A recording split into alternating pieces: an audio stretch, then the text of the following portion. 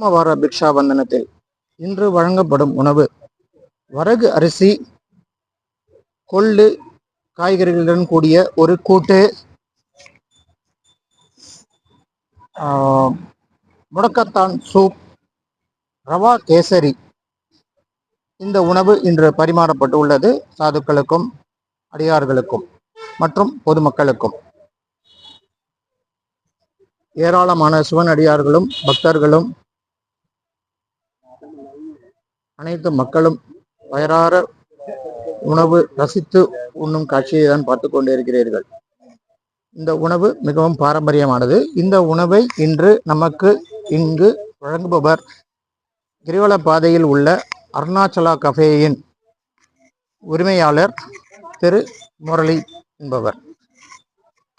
மூத்த சிவனடியார் நமது விஸ்வநாதன் ஐயாவும் இன்று இந்த நிகழ்ச்சியில் கலந்து நமக்கு மிகவும் சிறப்பு செய்து கொண்டிருக்கிறார். முரளி ஐயா, தங்களின் தாழ்மையான கருத்து. திங்கக்கிழமை நம்மளோட அருணாச்சல கேஃபேல பல பேரோட ஆசீர்வாதத்துல, ஸ்பான்சர்ஸோட சப்போர்ட்ல வந்து இந்த பிக்ஷா வந்து நம்ம வந்து ப்ரொவைட் பண்றோம். இதோட மெயினா நம்ம என்ன செய்யறோம்னா, நியூட்ரிஷன், உடலுக்கு ஆரோக்கியமான உணவு. இந்த மாதிரி உணவை வந்து நம்ம வந்து தேர்ந்தெடுத்து எல்லாருக்கும் வந்து உடல் ஆரோக்கியத்துக்காக, அதுதான் நம்மளோட நோக்கம். உணவே மருந்தே கிடையாது. ஸோ உங்களோட அன்பும் ஆதரவும் எங்களுக்கு கொடுங்க.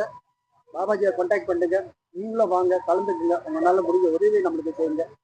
காசுப்பட உதவி இல்லாட்டி கூட உங்களோட நேரத்தை வந்து எங்க கூட செலவழித்து இந்த உணவு பரிமாறுறது, இதை வந்து செய்யறது, அந்த உதவி கூட செஞ்சாலும் எங்களுக்கு ரொம்ப சந்தோஷமா.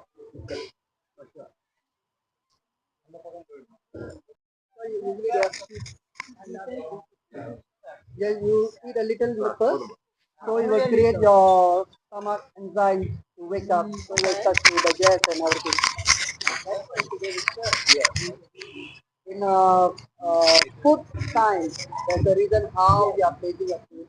Why a banana? Why the banana leaf? Banana leaf is because we have natural chlorophyll and nectar. So if you use this way of your hot food mixed together with this chlorophyll and it becomes nectar. If you serve food on the other side, then it's poison. Yes, so there's a lot of, yes, you never turn it and serve food. So there's a lot of science behind how we are eating food and how the food becomes us and everything. Yeah, she's eating with a spoon. சாப்பிடுங்க. எப்படி இருக்கு taste? கொள்ளு குழம்பு.